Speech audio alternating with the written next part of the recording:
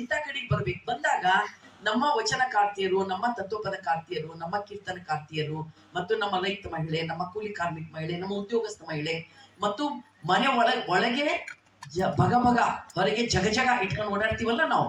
ದೊಡ್ಡ ಅಕಾಡೆಮಿಷಿಯನ್ ಇರ್ತಾರ, ಹೌದಾ? ಒಳಗೆ ಏನಂದೆ ನಾನು, ಹೊರಗೆ ಜಗ ಜಗ ಒಳಗೆ ಭಗ ಭಗ ಇರ್ತಾರಲ್ಲ, ಅಲ್ಲಿನೂ ಅವರಿಗೂ ಕಾರಣ ಸಿಕ್ಬಿಡ್ತದ.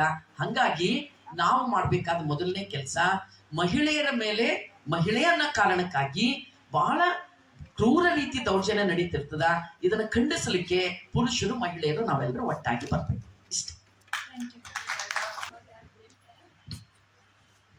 ಅಲ್ಲ, ಮಹಿಳೆಯನ್ನ ಮಾಧ್ಯಮದಲ್ಲಿ ಹೇಗೆ ಚಿತ್ರಿಸ್ತಾ ಇದ್ದಾರೆ ಅದು ನಮ್ಮ ಮುನ್ನಡೆಗೆ ಕಾರಣವಾಗಿದೆ. ಅನ್ಸಿದೆಯಮ್ಮ ನಿಂಗೆ ಮುನ್ನಡೆಗೆ ಕಾರಣ ಆಗಿದೆ ಅಂತ? ಅವ್ರು ರಿಜಿಸ್ಟರ್ ಅನ್ಸಿದ್ಯಪ್ಪ ನಿಂಗೆ ನಮ್ಮ ಮುನ್ನಡೆಗೆ ಕಾರಣ ಆಗಿದೆ? ಅಲ್ಲಿರೋ ಬರೋ ಹೀರೋಯಿನ್ಗಳ ಪಾತ್ರ ನಮ್ಗೆ ಅಭಿವೃದ್ಧಿಗೆ ಸಹಾಯ ಆಗಿದೆ ಅಂತ ಅನ್ಸುತ್ತಾ? ಅನ್ಸಿಲ್ಲ. ಮತ್ ಯಾಕಿಂತ ಪ್ರಶ್ನೆ ಕೇಳಿದೆ ನೀನು?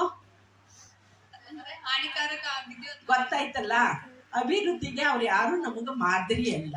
ಹಣ ಸಂಪಾದನೆ ಮಾಡಕ್ಕೆ ಅವರು ಮಾದರಿ ಆಗ್ಬೋದು. ಯಾಕೆಂದ್ರೆ ಒಂದ್ ಸಿನಿಮಾದಲ್ಲಿ ಮಾಡಿದ್ರೆ ಒಂದಿಷ್ಟು ದುಡ್ಡು ಬರುತ್ತೆ, ಬಹಳ ಬೇಗ ಶ್ರೀಮಂತರಾಗ್ಬೋದು, ಫೇಮಸ್ ಆಗ್ಬೋದು.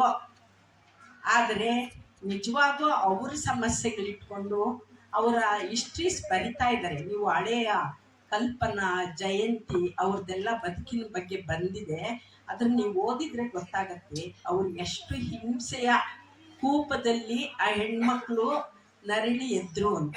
ಹಾಗಾಗಿ ಹೆಣ್ಮಕ್ಳಿಗೆ ನೀವು ಏನಾದ್ರೂ ದುಡ್ಡು ಬಂದರೂ ಕೂಡ ಹಿಂಸೆಯಿಂದ ಅವರು ಮುಕ್ತರು ಅನ್ನೋಕ್ಕೆ ಯಾವುದೇ ಆಧಾರ ಇಲ್ಲ.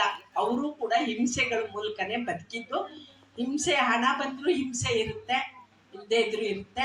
ಅಲ್ಲಿ ಚಿತ್ರಿಸ್ತಾ ಇರೋ ಹೀರೋಯಿನ್ ಮಾದರಿಯಲ್ಲಿನೂ ಕೂಡ ಹಿಂಸೆ ಇದೆ. ಅವಳ ಮೇಲೆ ಎಲ್ಲಿ ಕ್ಯಾಮ್ರಾ ಓಡಾಡುತ್ತೆ, ಎಲ್ಲೆಲ್ಲಿ ಓಡಾಡುತ್ತೆ ಕ್ಯಾಮ್ರಾ ಅಂತ ನೋಡಿದೆಯಲ್ಲ?